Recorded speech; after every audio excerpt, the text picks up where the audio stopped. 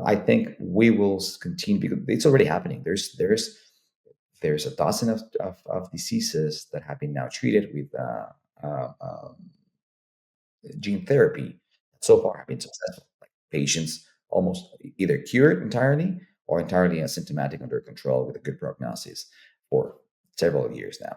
So that's, I think, answering your question, specifically, I think that's something that will change dramatically. We'll see, start seeing how we're curating, genetic diseases. That's number one. Number two, the way we approach cancer is going to change dramatically. This is the Helix Exchange, the first podcast about the business of genomics. Welcome to the Helix Exchange, the first podcast about the business of genomics, a field evolving from lab science into a platform that's powering new products, new business models, and even new markets. Today, we're joined by Dr. Bernard Esquivel, CEO of Genexus, which is a pharmacogenomic prescribing company. Bernard is a physician, he's a scientist, a leader, and he's also a personalized medicine evangelist. Over the past decade, he has turned pharmacogenomics into real world solutions, improving patient outcomes, reducing costs, and unlocking business opportunities. Bernard's work illustrates why genomics is now a platform for innovation, products, and markets, which is exactly what we explore here on the Helix Exchange. So, welcome, Bernard. Let's dive right in. We like to start with a personal story. So we'd like to ask you, what is the biggest thing in your own personal DNA, whether that's scientific, personal, or otherwise? And what is it about that that has driven you to dedicate your career to precision medicine? Thank you. Well, firstly, thanks for having me. This is great, great opportunity to share my story and keep working together to bring the field forward and hopefully help more patients with the personalized medicine based approach. And at the end of the day, it's been the patients. So I'm a physician by background, as you mentioned, and that's a passion, that's a mission, that's something that you focus your life in order to help people. And throughout my training, I started facing several cases where I didn't have enough information about the patient, where the data available was more about the disease, but then you realize after many years of practicing medicine that's still very generic. And at the end of the day, it's very hard to treat a disease when you have a person in front of you with social issues, personal issues, specific physical markers, bio, psycho, emotional, social sphere walking in front of you. Right. And the way you have been trained in terms of how to practice medicine has been very plain and generic. Don't get me wrong, it works. It works quite well, but now we can do more. And so that was, one of the main reasons. Specifically, as an allergist and immunologist, was part of my first specialty.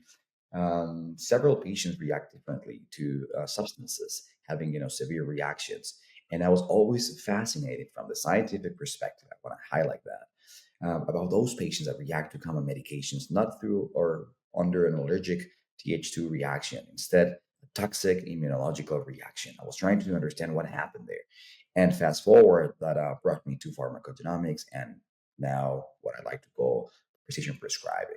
So that's when I realized that I didn't know a thing about that, and that I didn't have training. At least back in the day, I'm not that young. Back in the day, I didn't have training or exposure to what would be the genetic implications of what would be the implications of genetics into prescribing. And fast forward, I ended up moving all over the place, all over the world, uh, wearing many hats from academia, practicing, business, um, um, public, just to try to bring this closer to patients. Yeah, wonderful. Well, I'd like to move in from your personal story to your real world impact. What do you think is the biggest thing that you are either working on right now or the biggest thing that you have accomplished in general in this field? And more specifically for our audience, what business or market opportunity do you think you see emerging from it? Sure. If that's okay, allow me to give you a brief context on in order to land where what we're doing specifically and why I am fully committed to bring this across the finish line. So, as I said, I've been around in terms of the genomic space, in terms of the diagnostic space. I'll start merging the clinical piece with the business piece, to your point, for 15 years or so. And something that I've realized, and to some extent, I am accountable. Another, um, I am part of the accountable group that started this movement, to some extent, is that if we talk about pharmacogenomics, which I just want to highlight, it's just one piece of the puzzle. Um, we brought it as the silver bullet, this magical solution that would solve the problems, right? Which is not the case. We don't have something like that in medicine.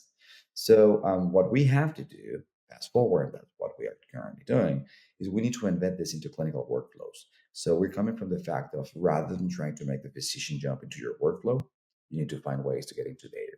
That's one statement. And the second statement, and then we can elaborate further, is there's a well-known phrase in the personalized medicine world: the right medication for the right patient at the right time. Okay, and what the reason why I'm bringing this up, because now I think I'm certain that I have understood what does the right time actually mean, and that means access. So that means we need to find a way to amalgamate this into a platform that not only helps physicians to make the best informed decision when prescribing by embedding PGX with other clinical factors that matters: kidney function, liver function, drug, things that we're comfortable and we know we need to consider when prescribing. But also we need to find ways to, once we have found the right medication for that patient, the right dosing for that patient, we need to figure out a way how to that patient access that medication. And that's prior auth. That's helping the administrative journey of that prescription from where that was a prescription all the way down when it becomes a claim, in terms of the reimbursement world that we know quite well. And that's what we focus in a nutshell. We're trying to bring a precision prescribing into the health continuum by being a agentic orchestration platform that optimizes the entire prescribing journey by delivering specific value throughout all those stakeholders involved in the process. So, who really feels that change most? Is it the patient, the payer, provider, something else? Well, patients always go in the center, period. Every health tech, healthcare, biotech innovation that you're doing, it must have positive direct or indirect impact to patients. At least that's my perspective. I'm always going to be quote unquote biased as a physician.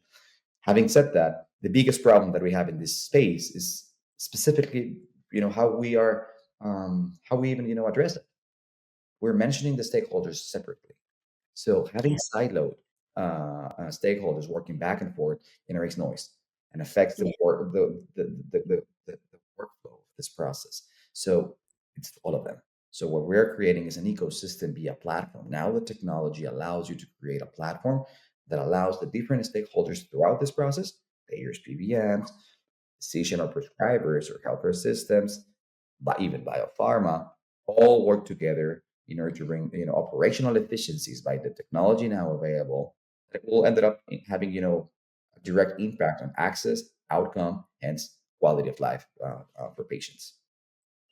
Interesting. So interesting. So you've accomplished a lot then in this space, and so I want to get your thoughts on what could be next.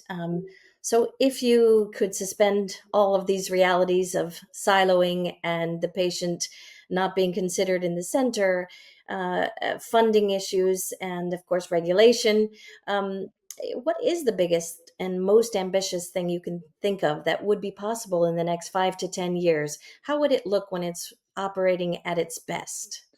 Wow, that's a beautiful question. It's even inspiring and invigorating just thinking about that scenario, right? I think it's a combination of adoption. So we need to realize that the technology, the AI wave that we're currently living, and the augmentation of workflows, and streamlining and optimizing processes by bringing AI enhanced tools, it's going to happen, like it or not, on every single angle of our lives, including obviously healthcare. And I think we're seeing that now more than ever.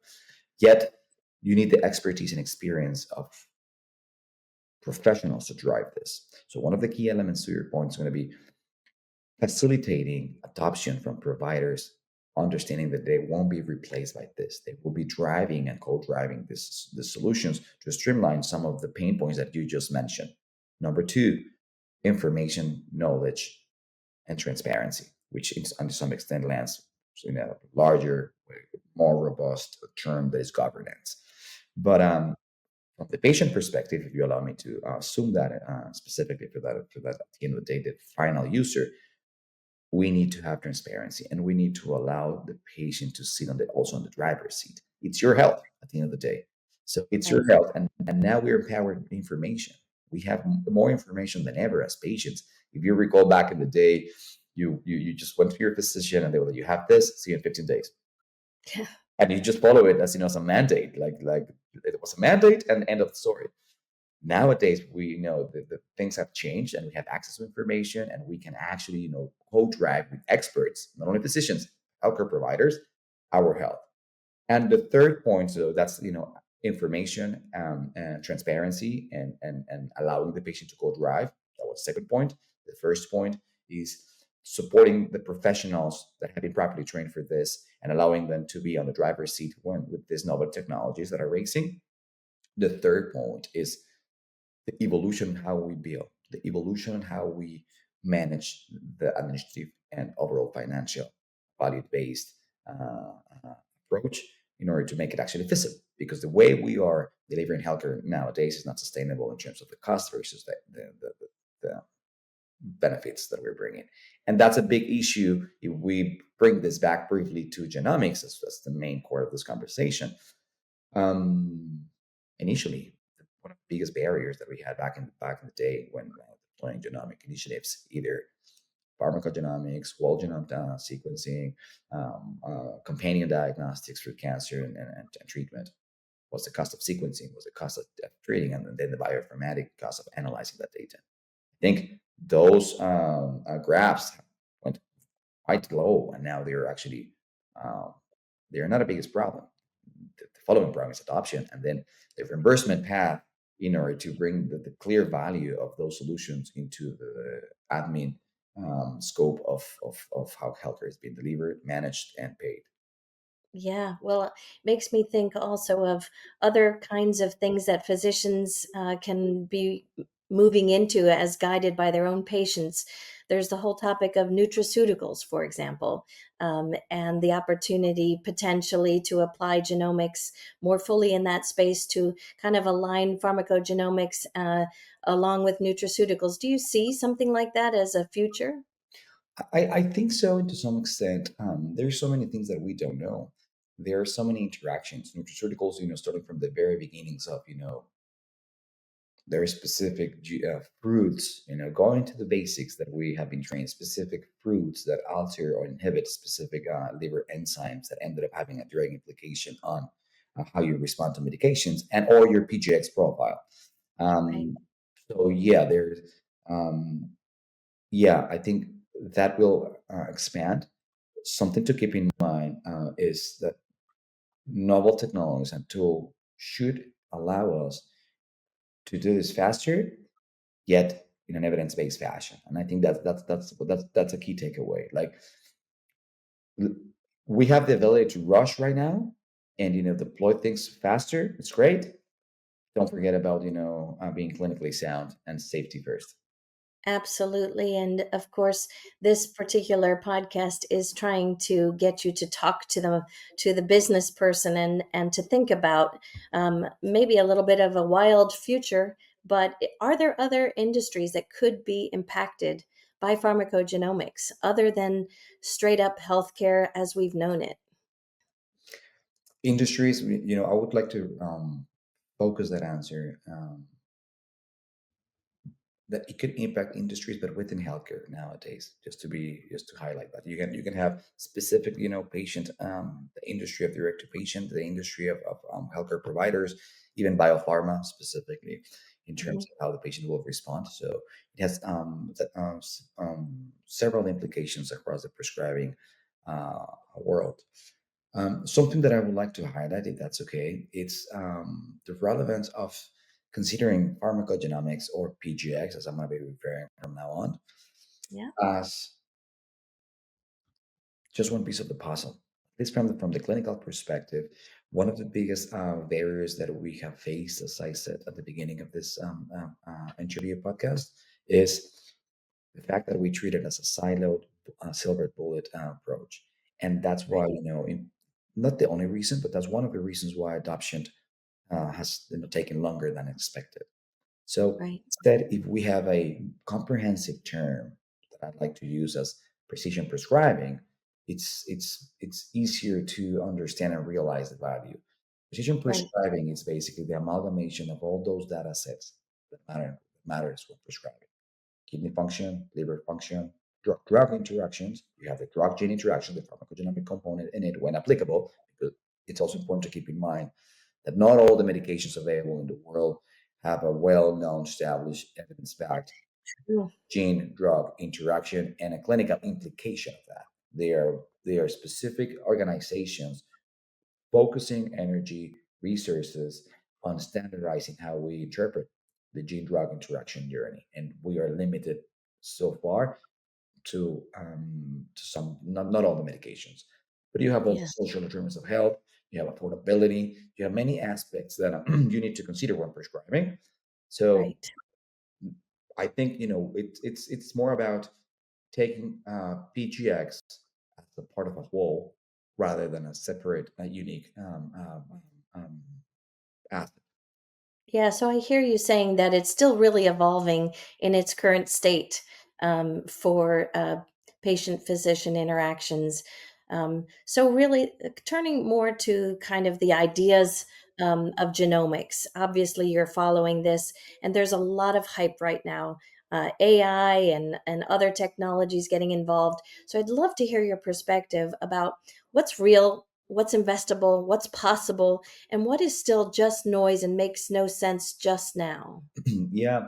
Um, and it's interesting because I had this conversation more than once during one of the largest health meetings just happened a couple of days ago in Vegas, and I had the chance to Yeah. meet with a lot of all colleagues that are all over the place from different industries, and we were having this conversation. So I'm going to be able, hopefully, I'm able to articulate, and condense all interesting opinions that I got into one comment. If you let me just set the foundational element and how I envision, how I've been driven business in health tech for a long time.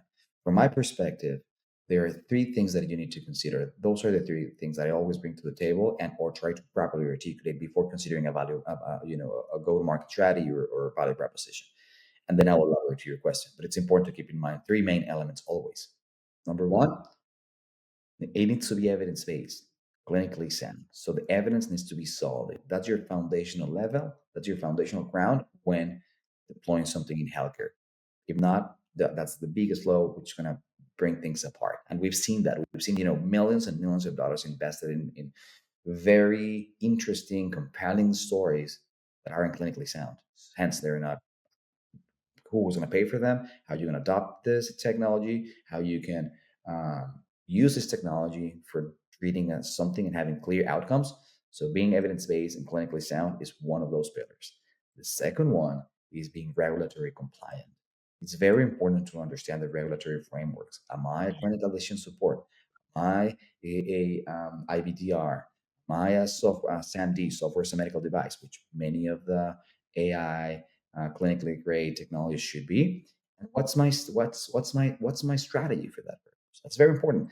You should have a well established strategy for being regulatory compliance, and that should be matching the third component: clear go to market fit and strategy. Who is your persona? And then adjust the two of them accordingly. And last but Mhm. not least, patient goes in the center.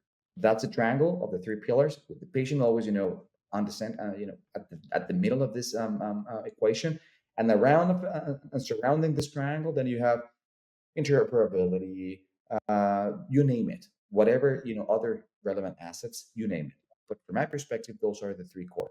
Now, why that? Why does that matter? In the past 3 years, 5 years, um, I had the privilege of being exposed to AI in healthcare early, very early. by being the first generation of a specialization of AI applications in healthcare at Harvard University. So I had the privilege of being exposed to amazing talent.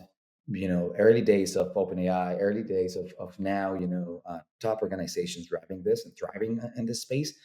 And there are a couple things, a couple takeaways that I would like to match with, the meeting last week. Well, last couple, 2 days ago, and that is 5 years ago, the hype was about bringing AI, and you had two type of companies: the ones that actually were doing AI, and the ones that were saying they were doing AI. Okay. Last week, I noticed that actually everyone is doing AI now. Okay. So now the next tier is, or the next, filter or threshold is from those that are doing AI who are doing good AI. Okay. And that is a key element. Now it's not questioning if you're doing AI, it's questioning the AI itself. Like, how do you train this data? How do you label the data? How you're monitoring the data? How you're monitoring behavior? How you're monitoring bias? Is there any governance within your data? What is the regulatory approach and best practice standards? Now we have several out there that you're utilizing for this data. What are your risks? Where is this data residing? There's now those are the questions. No matter what, no matter if you're talking about biotech, healthcare, clinical service, administration, optimization, no matter what you're talking about within healthcare, now the questions are about the technology that you're using. Is this an agent? Is this a what? Um, so I think it's not a hype right now. It's a quality threshold, and that impacts genomics directly as well. Genomics is clearly part of this, and I think we need to ask that, and rather than if there's AI or not. Yeah, so it's interesting. There's obviously a lot of noise as you're explaining, but is there something that we're all overlooking, that we should be paying more attention to as we consider AI and other tools that are speeding up the possibilities in genomics? At the end of the day, I think yes. I mean, again, what is the real solution they're trying to solve? Right. Is there a problem? Is there a real problem? Right? It may sound obvious, but you bring in an agent, fantastic. Many agents fail either due to that structure that I mentioned in terms of how you're deploying this or you would be deploying this technology at scale, or if Hmm. there's actually a problem. If you like, are you bringing efficiencies where on a real pressing point or not? I Right. think that's because that's economy. At the end of the day, there needs to be a clear ROI. There needs to be a clear return of investment from that perspective. Yeah. Um, yeah, So, thinking about, as we said, AI and now scientific kinds of things like CRISPR and advanced sequencing, all these large data sets accelerating your work or enabling new products, and new markets. How are you considering all of these new tools? Which of them are driving sort of the biggest impact for you?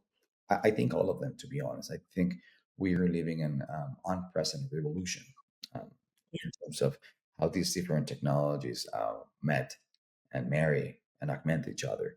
So what Hmm. you're able to do, protein modeling, for instance, a very important piece in genomics, molecular and therapeutics as well. It used to be extremely hard. It still is, but now with different, technology, we can create molecules way faster, way cheaper for specific treatments. We can model that specific mutation and create a specific treatment as personalized as gene therapy. To your point, as it can be, and this is just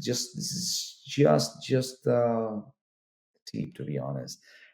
I think we will continue because it's already happening. There's a dozen of diseases that have been now treated with uh, um, gene therapy that so far have been successful. Like patients almost either cured entirely or entirely asymptomatic under control with a good prognosis for several years now. So that's, I think, answering your question, specifically, I think that's something that will change dramatically. We'll see, start seeing how we're curating, genetic diseases. That's number one. Number two, the way we approach cancer is going to change dramatically. It's going to change dramatically with how we can leverage these technologies for treating cancers on a molecular level. really, quote unquote, switching off the main molecule that is created, or the main, I don't want to say molecule, pathway that is triggering all of this. And then there's a proactive approach where we're now able to assess a huge amount of data with an unprecedented quality of understanding that data and creating, portfolios and patterns with that data. Which means, in other words, now I can really know, or get very close, super, super close to what could be the social triggers for Bernard right now for X, Y, diseases. So, polygenic risk scoring, now landing specifically to a term, is Right. evolving, on an amazing speed by our ability of entertaining and digesting massive amount of data, and then funneling these to specific, not only subpopulations, but in an N of one approach. Efficiencies in terms of workflows in genomics, in terms of the classic way on how we used to run a DNA, call it some whole genome. It's just changing. The manufacturers, instrumentation companies, the top three in the world, top four in the world, they're just bringing things that are going to be mind blowing in terms of speed, accuracy, and cost. So Yeah. that Yeah. impacts this. I'm thinking about. I wonder if you can answer this question. How would these things that we're just talking about? How would we be able to create new markets in for all living things, the animals that we have as pets, and that are part of the food chain, and plants and crops and things we eat? Can you see new markets being developed using these same technologies? Absolutely. And I think they're already there. And now is the time that they're actually growing. There are specific markets in the vet space that I've seen, growing extremely fast. Yes, of course, for our pets. I think it's obvious because that's a big part of our heart, and we want to help them in the same way as we help ourselves. But beyond that, in terms of farming, in terms of horses, in terms of um, um, agriculture overall, it's growing incredible. Actually, that's one of the fastest markets where we can see a clear ROI in Mhm. on how you deploy genomics at scale. Yeah. And would you invest in any of those kind of things if you were speaking to business people about what they should invest in? Would you invest in people or animals or plants? And for what reasons? Well, I do invest, and I mean, I invest in people, and it's very simple. That's my domain. So for me, it's easier to understand the value proposition, and easier to understand the pressing problem they want to solve and the returns that we could expect if we're successful. I'm not saying the other two are less relevant. But Yeah, personally, those are the yeah. one. That's the one that I know and that I've been, that's my bread and butter for the last has been my bread and butter for the last 15 years or so.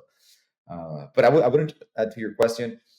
I wouldn't be afraid to, diversify in the portfolio if I find something compelling from the technology perspective that resonates on and allows me to understand the problem. I think the technology overall that I do understand, it's growing and it's bringing a lot of opportunities. So yeah, I wouldn't walk away, but my comfort zone is where I've been doing for a long, long time. So we've been talking about all of the opportunity, but obviously there are some severe bottlenecks, and I'd like you to address what you consider to be the bottlenecks, and if you could offer some creative solutioning around what are the bottlenecks about bringing these wonderful innovations to people and to the physicians who care for them. What would you suggest? So I think it's a very interesting question. I think it's understanding the cycle of healthcare investment overall with the current circumstances, with the current economical geopolitical circumstances globally. Right. We need to understand it and take that into consideration when you're creating your roadmap. Specifically, I think um, the complexity of bringing a company, let's say a seed stage company, to a Series A company or Series B company, where you start to get some product market fit, and you start to show that you can deliver, and you start even getting money, you start showing an ARR or some growth, then it's that boost that is needed for increased adoption and then expand to your go to market. I think that's a crucial element where we need to focus and help. Yes, funding for sure, but also the ecosystem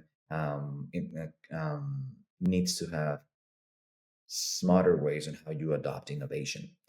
We're constrained right now with economical realities in terms of operational, not only from investing. I think actually the investment world it's getting back into some extent. I saw a lot of action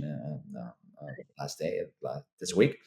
Hmm. It's about that amalgamation or that where this startup converge with the place where they need to validate their technology, and that's going to take them a year or so. So they need to be sure that they're efficient with their economically speaking, but also this space overall needs to find ways to keep embracing innovation and fostering innovation because that's going to help all of us. Yes. Well, I think I hear you saying that, all of this disruption in our current geopolitical environment might actually provide some more efficient go to market opportunities, perhaps. It's well known. If you want to know the future, take a look into the past, right? So the biggest innovations in human history have come from a crisis. Hmm. Yeah. So that is profound for sure, for sure.